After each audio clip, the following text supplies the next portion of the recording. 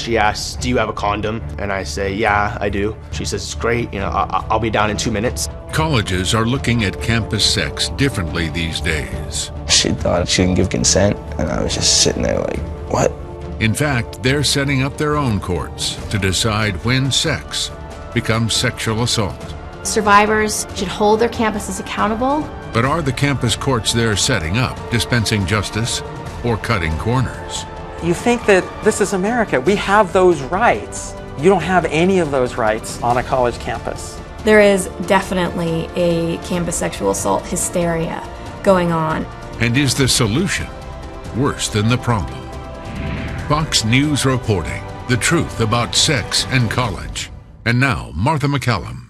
Like so much else on college campuses today, sex has become deeply politicized.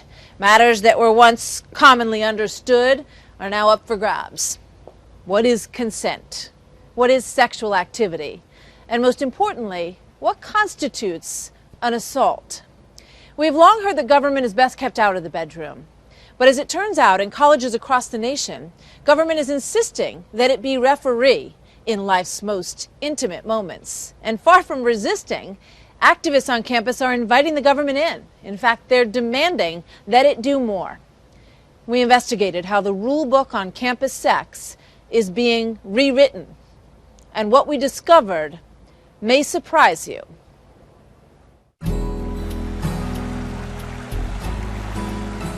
John Doe, as we will call him, grew up in Northern California. A dedicated student who attended a magnet high school and had a passion for history. I've always been a very good student. I wouldn't say straight A, but just around there. A few years ago, John applied to Occidental College, a small private school located in the Eagle Rock area of Los Angeles, that his grandparents, as well as a young Barack Obama, once attended. I was really happy that I got in. I like the small liberal arts kind of feel. Just felt like a good fit. In his first week of classes, John met another first-year student, whom we'll call Jane Doe. She was in some of my international relations classes. John Doe played on one of Occidental's sports teams and was invited to an initiation party. On the other side of campus, Jane was partying with her friends at Occidental's soccer match. We should note that much of the following information comes from Occidental's investigation report, obtained by John Doe's attorney. Jane Doe would not talk to us, and her lawyer was displeased we were even doing this story, while Occidental said it would not comment on the specifics of a sexual misconduct case. Back at the initiation party, John says he drank too much. They had a sober member of my sports team drive me back to my dorm room, and I don't remember a lot of this. It's bits and pieces. My roommate had a couple friends over, and Jane Doe was one of his friends. I just remember kind of playing music and getting out of bed, and Jane Doe and I were on my bed just talking and I believe, kissing. And at some point, she takes off her shirt and she's just in her bra. Jane's friends, seeing she was drunk, took her away, back to her room on a separate floor. Before she left, she and John exchanged phone numbers. Soon, Jane and John were texting. Over text, she asks, "Do you have a condom?" And I say, "Yeah, I do." She says, "Great, I'll be down in 2 minutes." And I say, "Okay." Jane sneaked past her dorm advisor and headed for John's room. On the way, she felt sick and vomited. A friend came by, brought her to the men's room, where she became ill again. After that, she went to John's room. I don't have any recollection of this, but when she walked in initially to return to my room, she asked if I had any gum, and I said yes and gave her a piece of gum before we had sex. They became intimate. At one point, John went to the bathroom down the hall. Jane's friends came by to check on her. They stood outside the room and asked her 3 times if she was okay. She said she was fine. They asked her if she needed help. She once again said she was fine. I don't remember if we proceeded to have more sex or anything like that, but at some point I kind of decide that I don't really want to continue. I help her get dressed and she leaves. The next day, Jane texted John asking if she could come by to get her belt and her earrings. When they met, Jane asked him if they'd had sex. John is almost certain they did. Turns out, it was her first time. After talking for a few hours, they decided to just stay friends. The following week, Jane was late for class. Send her a text, where are you? Is everything okay? She says, oh yeah, I'll be in a couple minutes. And when she arrives, she comes in and sits down next to me. To John, things seemed amicable. What he didn't know was Jane was uncomfortable about her night with him. Jane went to Assistant Professor Danielle Dirks, one of the group leaders at Occidental's Sexual Assault Coalition. Dirks was a longtime activist on the issue of assault. Jane did not describe her interlude with John Doe as sexual assault. But according to the record, Dirks believed Jane was raped and was suffering from post-traumatic stress disorder. John Doe's father has looked at the record and feels Professor Dirks was pushing for an accusation. In her notes, Professor Dirks is saying, tell me about the rape or something like that. And Jane Doe said, oh, I'm not calling it rape yet. Dirks communicated to Jane Doe that she was in a strong state of denial and that every rape victim feels like they haven't been raped. According to Jane Doe, she learned most rapes are done by repeat offenders who will go on to attack others.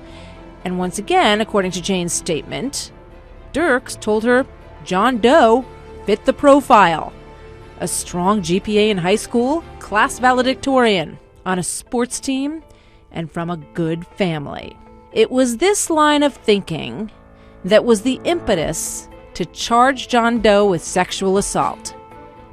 8 days after talking to Professor Dirks, Jane Doe filed a report of sexual assault. I got a phone call from the school's Title IX department telling me in no uncertain terms that I had to pack up my stuff and leave my dorm immediately, and there were officers there to escort me off campus.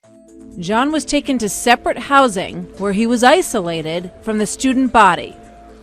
On campus, John was labeled a rapist. 3 guys came up to me and basically struck me in the face and hit me. I heard them bragging to a group of people about how they punched the rapist. And I think that got me more than anything else. To hear them bragging about punching the rapist, I don't know, not a rapist, the rapist on campus. That was hard. To John, it had been a sexual encounter of a type not uncommon among young people, both on and off campus, across America. Something to be regretted, perhaps, but not assault. Even Jane Doe had not called it assault at first. He still remembers their long discussion the day after. We talk for nearly 3 or 4 hours, and we chalk it up to a drunken mistake. And she says, I'm really sorry about everything that happened, and I share the same sentiment. I'm really sorry about everything that happened as well. I wish it was a more special experience for everyone involved. But now here he was, the campus rapist. When we return, we'll show you why John's story is part of a bigger one happening at colleges across the nation.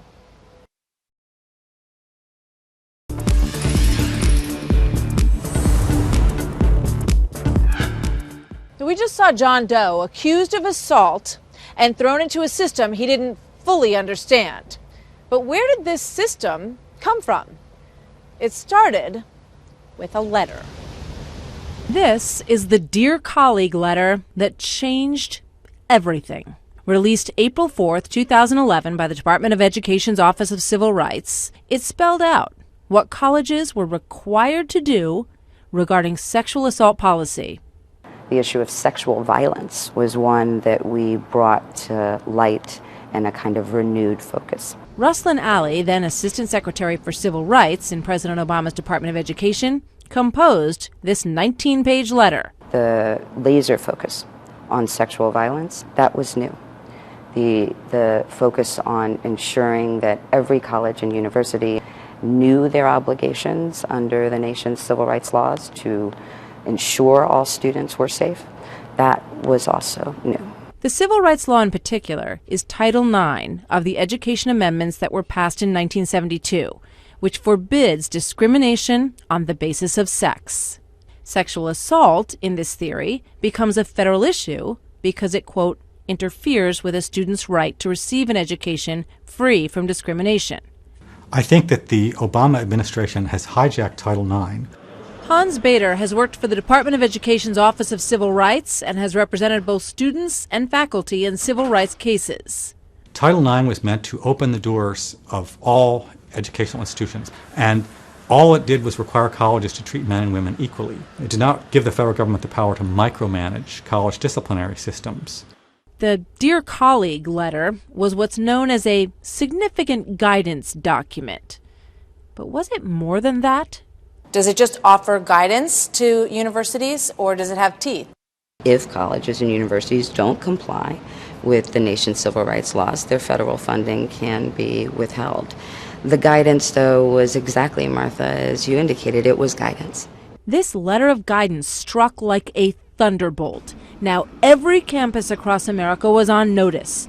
Not that it came entirely out of the blue. For some time there had been a growing movement demanding a change to campus policies. You had women's advocates and victims advocates saying that their claims of sexual assault were not being taken seriously. Ash Scow of the Washington Examiner has written often about the issue of sexual assault on campus. Now, thanks to the Obama administration, that Dear Colleague letter, the incentive is completely flipped, where it is hold more students accountable, regardless of the evidence.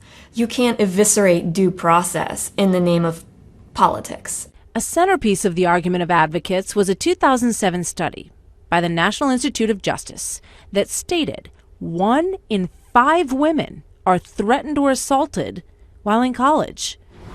Indeed, this has become the go-to statistic for those pushing major reform. It is estimated that 1 in 5 women on college campuses has been sexually assaulted during their time there. 1 in 5. We know the numbers. 1 in 5 of every one of those young women who's dropped off for that first day of school, before they finish school, will be assaulted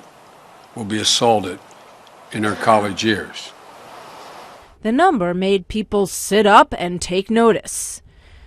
It also made many question the source. If you go back and you actually dive into these studies, you see it's low response rates, non-representative samples, you have leading questions, you have study authors making the determination whether something was sexual assault, whereas the person responding to the study might not even say that themselves. The Bureau of Justice Statistics' own study indicated a much lower rate of rape and sexual assault on campus. The report indicated that less than 1% of all college students are raped.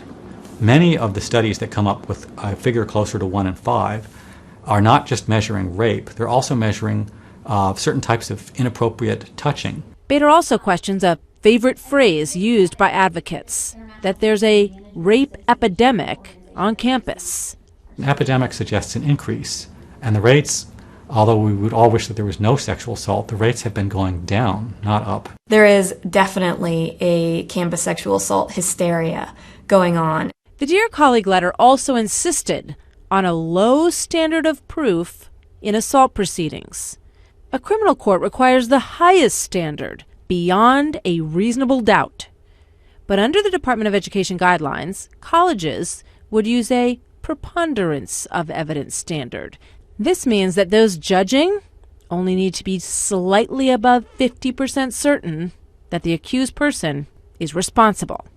If you're found responsible of rape, which is obviously a violent crime, shouldn't you be given an opportunity to have a higher, more reasonable doubt measure? What we are talking about under Title IX is whether students are safe to learn and whether they are discriminated or not based on their sex. The Dear Colleague letter was a revolution, and yet it wasn't based on any law passed by Congress. It wasn't even a new regulation.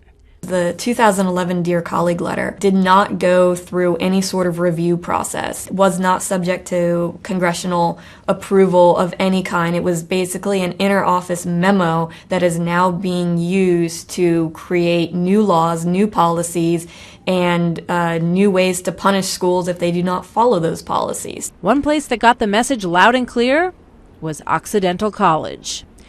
Even before John Doe came to campus, the school was facing a class action lawsuit with 37 female students claiming their sexual assault accusations had been mismanaged. Two well-known champions for upending the system are Occidental professors Caroline Heldman, we know that we have a vast underreporting problem, and Danielle Dirks, whom we met earlier. when we have the examples of sexual harassment that are rampant. Together, they headed Occidental's Sexual Assault Coalition. In other words, advocates like these helped create the system that would decide John Doe's fate. When we return, we'll see how Occidental dealt with John Doe's case.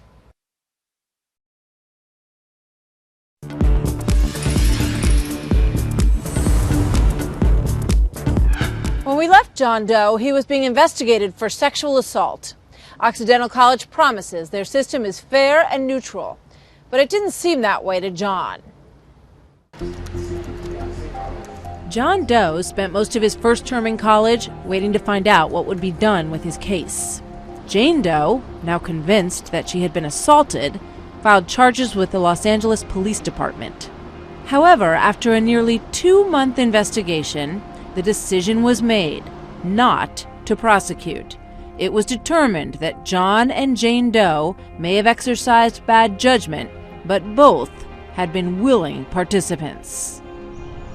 Then, in December, Occidental informed John he needed to prepare for a Title IX hearing that would be held in 4 days. From September through to December, 4 months of kind of being stonewalled by the administration. I'm supposed to show up and bring my evidence, and I have to present to this judge that they hire, and she'll decide if I, committed what they're accusing me of. He had hired a lawyer, but John wasn't allowed to have him with him at the hearing. The accused student is expected to defend himself as if he were like a 45-year-old lawyer. The school said, this isn't legalistic, this is our private investigation, and as a private investigation, you're not entitled to any of these rights. John was allowed to bring in a school employee as an advisor. I think I asked 3 or 4 different males who were employed by Occidental, and they all said no. Understandably, given the climate at Occidental, representing me would not be the best thing for their careers. John did finally manage to find an advisor, the woman who headed the cafeteria. Even then, she wasn't allowed to speak during the hearing, but only to offer emotional support. The proceedings were held on December 7th, with John Doe and his advisor, Jane Doe and her advisor, and Occidental's Title IX coordinators. Witnesses and Occidental's investigator were brought in to present the facts.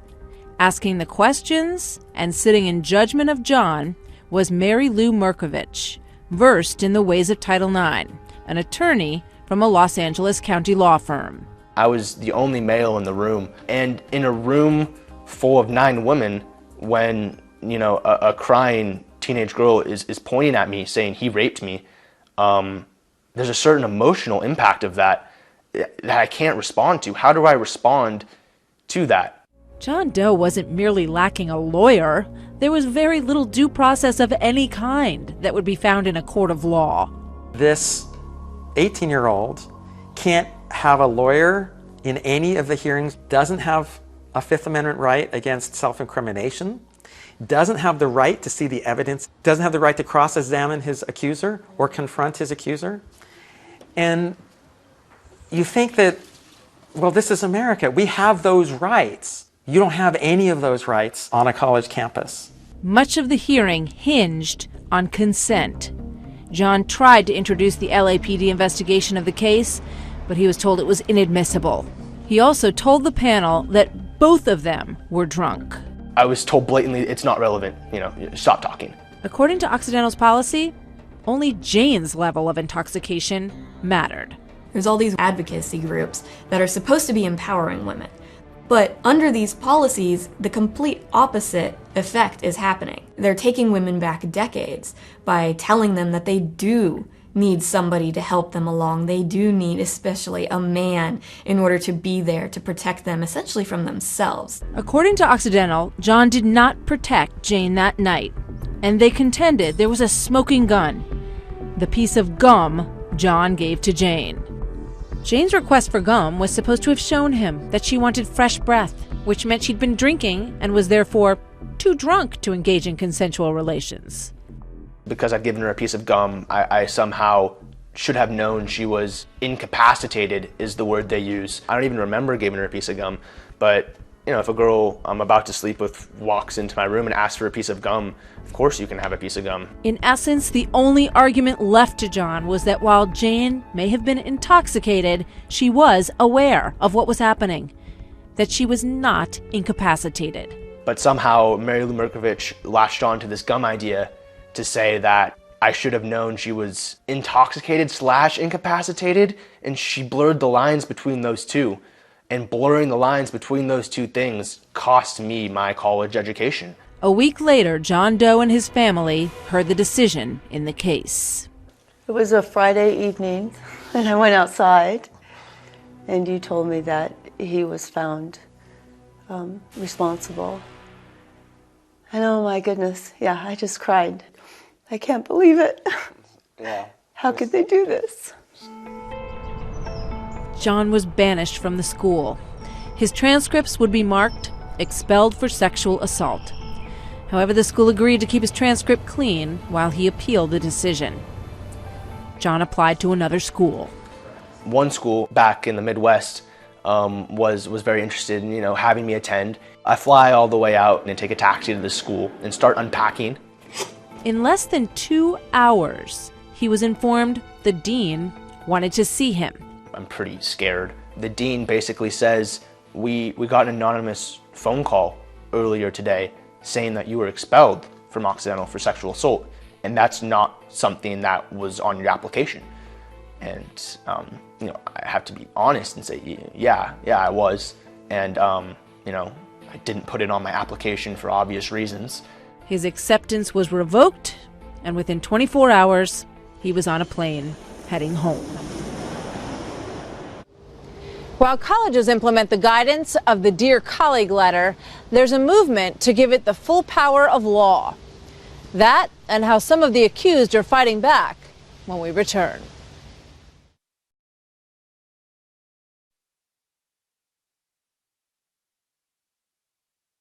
So far, we've seen that colleges are changing how they investigate sexual assault. Some see it as a needed correction that will help victims, while others worry that it creates perverse incentives and doesn't have proper due process protections for the accused. A major cause of this change was an advisory letter sent from President Obama's Department of Education, which laid out what's expected from universities.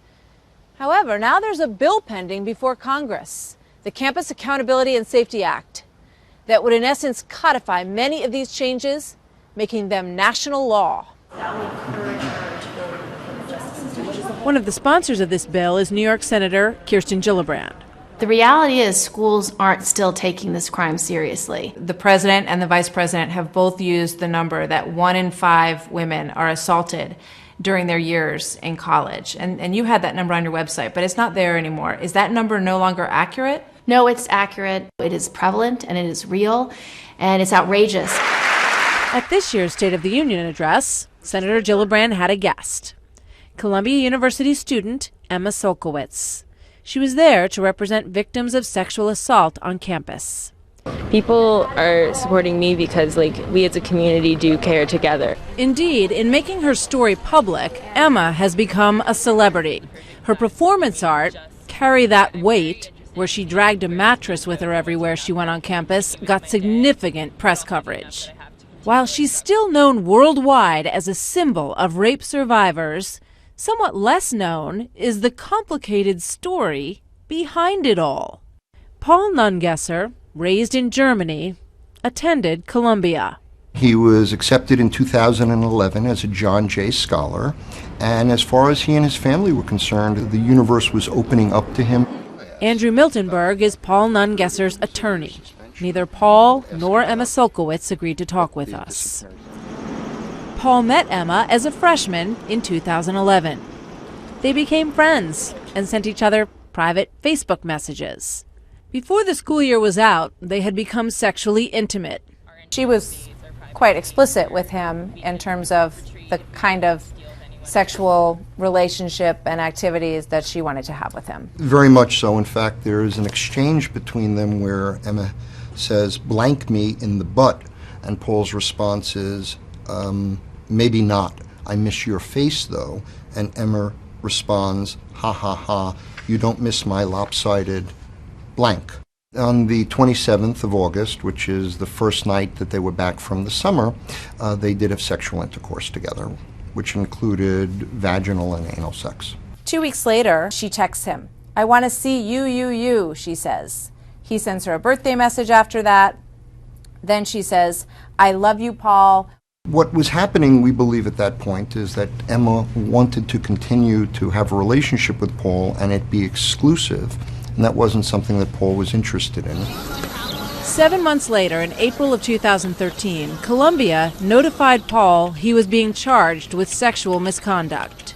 Emma claimed that when they had intercourse after returning to school, Paul had become violent, that he hit Emma across the face, choked her, pushed her knees onto her chest, and leaned on her knees to keep them up, and that he then grabbed Emma's wrists and penetrated her anally.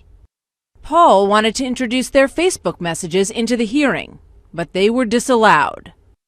Furthermore, he wasn't allowed to confront his accuser directly. They were put in separate rooms, testifying through video monitors. Once again, the standard of proof was a preponderance of evidence. Despite all this, Paul was exonerated. Her story kept changing in front of the panel, and the panel ultimately concluded that she lacked credibility. Sulkowicz then filed a criminal complaint against Nungesser. The New York County District Attorney's Office found that there was no probable cause to continue an investigation. Emma decided to make her case public.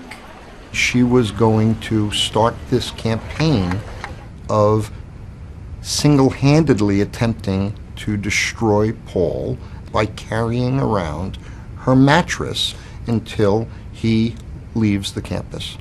The media flocked to Sulkowicz, who revealed Nungesser's name in an interview. Paul became known around the world as Emma's rapist. Paul felt incredibly threatened at times. Emma had said several times that it's not safe for him to be on this campus. And some of her supporters had posted Facebook messages. One that stands out in my mind was, "I'm only pissed that I'm not in New York to cut his throat myself." Emma Sulkowicz got credit toward her thesis for her mattress project Carry That Weight and graduated magna cum laude in May of 2015. Everyone, including Columbia University, was caught up in this frenzy, in this onslaught of being afraid to stand against the idea that while rape is incredibly devastating and serious, so are false allegations. Emma, with some help from her friends, even brought her mattress to graduation. Just a few weeks later, she released an explicit 8-minute video. According to Emma, it's not a reenactment of her alleged rape. The video, however, appears to take place in a campus dorm room and seems to mirror her description of how she was raped. Most rapes happen during freshman year. So you brought a guest to the 2015 State of the Union. I brought Emma Sulkowicz. She's a survivor, and I really was moved by her story. What message did you want to send by bringing her? That survivors, if they do have the strength and courage to come forward, they should, that they should be heard, that they should hold their campuses accountable, that they should demand adjudication processes that are fair, and that they should know they're not alone and that people will believe them. What about the fact that they went through the process and he was found to be not responsible by the campus and then by law enforcement? Well, I believe Emma, and for all these cases, for all these survivors, sometimes the case doesn't result in a conviction. When we return, we see how some of the accused are now challenging the system itself.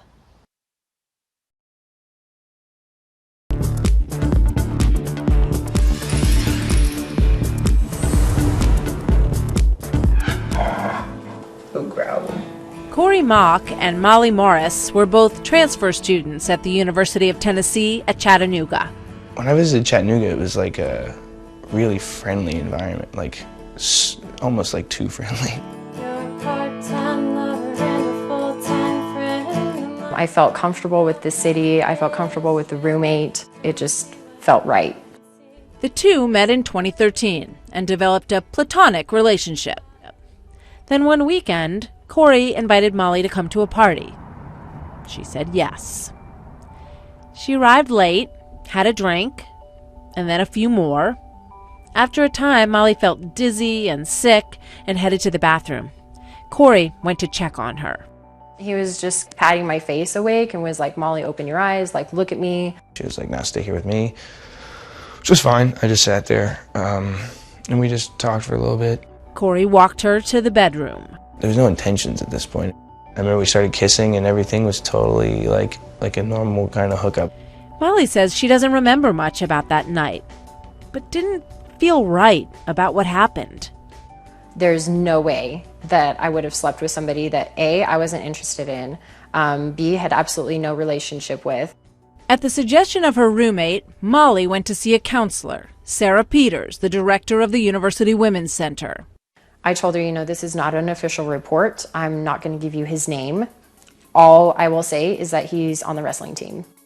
A week later, Molly got a call from Peters, who told her there'd recently been another alleged assault involving a different wrestler. I didn't recognize the name, but that sent up red flags in my brain. That's when Molly agreed to go to school officials and report Corey for sexual assault. The school investigation took almost 4 months, after which a hearing was held in June of 2014. The adjudicator was an accounting professor who'd been trained as a hearing officer. I remember going into the first hearing. Even my attorney was like, "You'll be all right. This isn't that big of a deal." On August 4th, 2014, the adjudicator came to her decision. She found that what happened that night was not sexual assault, noting that both students had acted irresponsibly. It looked like Corey was free and clear, but 17 days later, the school asked the adjudicator to reconsider her decision. And sure enough, even though there was no new evidence, the decision was reversed. The new finding, Corey had violated the student code and would be expelled. I called my attorney right away and was like, "Can she do this?" And he's like, "Yeah, she can." His family suspects the decision was overturned because the school feared a Title IX lawsuit from Molly. Nowadays, if they find in favor of the accused, then they risk being investigated by the federal government because the accuser is going to turn around and go to the Department of Education and say they mishandled my case. Indeed, Molly was meeting with a noted activist involved in the campus assault reform movement named Annie Clark. Together with Annie, I had gone over Title IX. It was a clear violation. Corey appealed the reversal, but the school's chancellor upheld the expulsion. In order to be exonerated, the chancellor ruled Corey Mock would have had to show that he had obtained consent before having sex. As a last resort, Corey appealed his case to the state court to determine if the process he'd been through was legal and fair. Approximately 9 months later, the Tennessee court came out with its decision. It was a rare case of a college's sexual assault investigation, constructed under the guidelines of the Department of Education, being evaluated by a source outside the educational community, and the process was found wanting.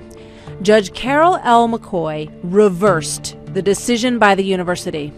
McCoy stated that the college had improperly shifted the burden of proof by requiring that Corey Mock disprove the accusation made against him.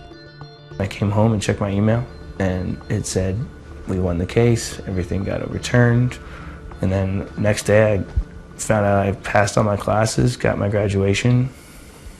It was a good week. Corey's outcome was rare, but is becoming less so. In fact, it represents a growing trend.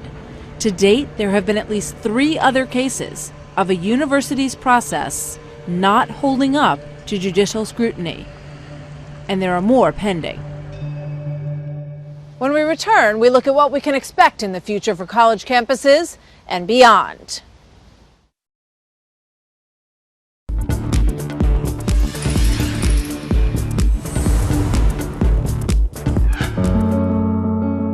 The idea that college campuses across the nation have been infected by a culture of rape has taken firm root in popular perception. There was the Rolling Stone feature about gang rape at the University of Virginia that caused an outcry until the story collapsed and had to be retracted. There have been books and documentaries that denounce the lack of safety and concern at colleges. Amidst this flurry, state legislatures are getting into the act. Governor Jerry Brown of California and Governor Andrew Cuomo of New York signed laws that create a statewide yes means yes standard. From now on, all sexual activity on campus would require explicit, affirmative, and ongoing consent. But critics question the effect of the law. The only way that consent really works under these policies is through a question and answer game between couples. May I touch you here? Yes. May I kiss you here? Yes. May I kiss you like this? Yes. Nobody has sex that way. It will just create potentially a vast new set of cases that don't involve sexual assault that will have to be handled by campus bureaucracies. The ultimate irony, according to some, is that the evidence will still come down to he said, she said. There's no way to prove that this question and answer session occurred outside of a videotape because all that has to happen is an accuser says, "No, I didn't say yes." As all this is happening, young people we've profiled on this show go on with their lives. Some less happily than others. Stayed at home for almost a year after that, just because nowhere would really take me. It took a while, but John Doe is now attending a new college. Obviously, there is an issue of rape and sexual assault within society, that exists today. And I think the movement to help combat that and try to make strides against that is a good thing. The problem is that pendulum has swung so far the other direction now. John Doe is planning to sue Occidental. From start to finish, we're looking at somewhere between 2 and 5 years of legal battle in order to clear our son's name. So far, John Doe's family has spent $120,000 in legal fees. As for Jane Doe, she left Occidental and entered therapy for treatment of post-traumatic stress disorder. She is now back at college. Corey Mock, exonerated by the courts, is currently applying to graduate school. Incidentally, his father, C.D. Mock, lost his job as head wrestling coach at the University of North Carolina. C.D. feels it was because he started a controversial blog where he defended his son and attacked the campus process of investigating sexual assault. I heard the school was getting a significant amount of pushback on this about me, and people wanted me fired. The college says he was let go based on his performance. I'll bet we'd get along just fine. Molly Morris is back at home, attending the University of New Mexico. I wanted to start Revoking Silence because I saw a need. She has started her own organization for rape survivors, Revoking Silence. To me, it's an endurance performance art piece. Emma Solkowitz is already a star in the art world. When we called for an update, she told us that she was continuing to pursue her art and that she was hanging up the phone. Paul Nungesser is suing Columbia, claiming they violated his Title IX rights by allowing him to be harassed. The university has filed a motion to dismiss. Paul has moved back to Germany and is living with his mother and father. It should go without saying, nothing in this show suggests that rape is anything but a horrible crime, that sexual assault isn't a serious problem. It should go without saying. Unfortunately, this issue has become so politicized that some partisans want to claim unless you back their solution, you just don't care. You're insensitive. You're not taking the problem seriously. You're trivializing the experience of the victims. But if we're going to essentially turn college campuses into criminal courts, treat due process as if it were a pesky nuisance, and punish what in some cases is considered commonplace sexual relations, then we better ask a lot of questions and make sure we fully understand the problem that we are trying to solve. We're told women would never lie about this sort of thing. Certainly they should be heard and taken seriously. But women can lie. They can exaggerate. They can misremember. They can be confused. They can misinterpret. They can change their minds. They can seek revenge. And they can feel regret. Not because they're women, but because they're human beings. Most of us have sisters or daughters. We want to make sure they are safe. But we also have brothers and we have sons. Advocates say we've got to think of the victim. We've got to do more for the victim. And they are absolutely right. We do have to think of the victim. That's why in every case, the first question should always be, who is the victim? That's our program. Thank you for watching.